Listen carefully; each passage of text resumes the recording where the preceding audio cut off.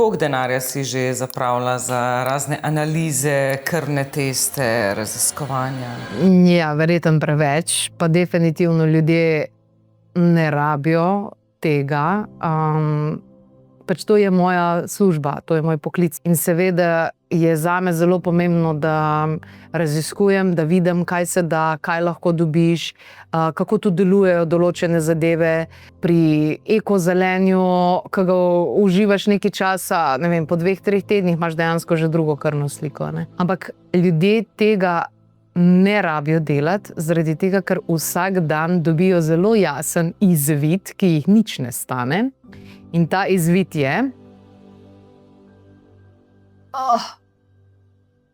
naš kakec. Se pravi, mi vsak dan dobimo izvid, kaj se dogaja v našem telesu. Vidimo to po strukturi kakca, ki bi naj bila recimo, to je sfimo mase, tako da brez skrbi. Takole naj bi izgledal ta kakec. Se pravi, v enem kosu lepo gre ven ke ena kača. In to je dober izvid. To je odličen izvid. Če je ta izvid takle, se pravi neka driska v tem smislu, potem je to tudi zgovorno, da so neka vnetja v telesu in da nekaj ni okej. Če kakamo takole, ke da smo srnice ali pa zajčki, potem je to tudi nek izvid, ki dejansko govori o tem, da zaužijemo premalo vode, da nekaj ni v redu.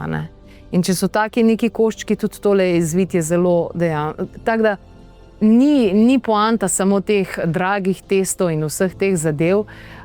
Itak je bolj pomembno, kdo ti to interpretira, in ponavadi neki splošni zdravniki nimajo časa, nimajo niti znanja, da bi pogledali te zadeve, tako kakor se zagre. Tako da jaz bi rekla, da ljudje zanašajte se na izvid, ki ga dobite v školjki vsak dan.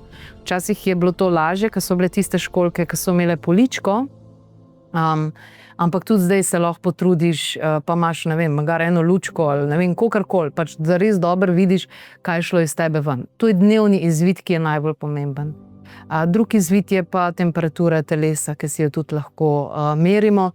Sicer sem pa ful veliko o tem napisala v knjigi Biohacking zdravja po matrici narave, kjer opisujem tudi, kako beremo zdravje iz nohtov, iz oči, iz urina, iz dejansko vseh teh stvari, ki so nam na voljo, in dobimo direkten pogled, kaj se dogaja v našem telesu.